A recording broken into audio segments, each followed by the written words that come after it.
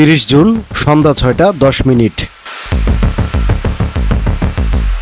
স্ত্রী পরিচয়ে এক নারীকে নিয়ে যশোর পানি উন্নয়ন বোর্ডের পুরাতন রেস্ট হাউসের কপোতাক্ষ কক্ষে ওঠেন পার্শ্ববর্তী জেলা ঝিনাইদহের মহেশপুর থানার ওসি সাইফুল ইসলাম।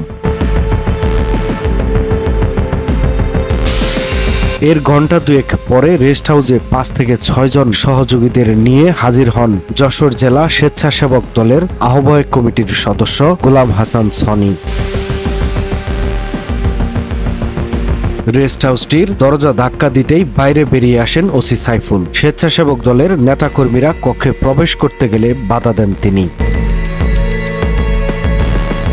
এক পর্যায়ে টেনে হিঁচড়ে ধস্তাধস্তি করে ওসিকে সঙ্গে নিয়েই প্রবেশ করেন তারা।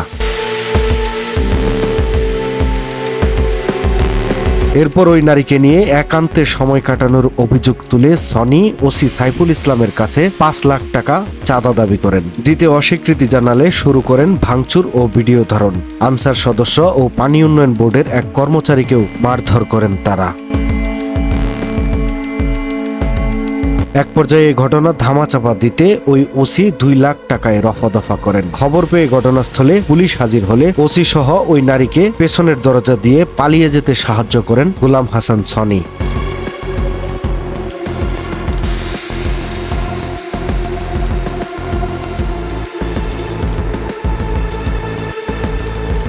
সম্প্রতি ফাঁস হয়েছে এ সংক্রান্ত একটি সিসিটিভি ফুটেজ, যা সামাজিক যোগাযোগ মাধ্যমে এখন তোলপাড়।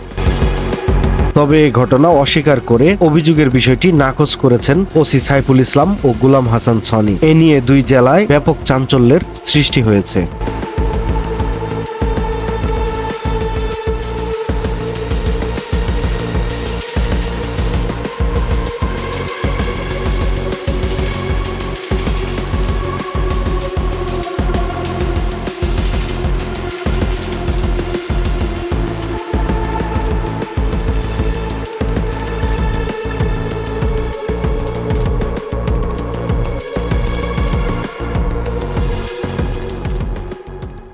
সময়ের কলম, নিউজ ডেস্ক।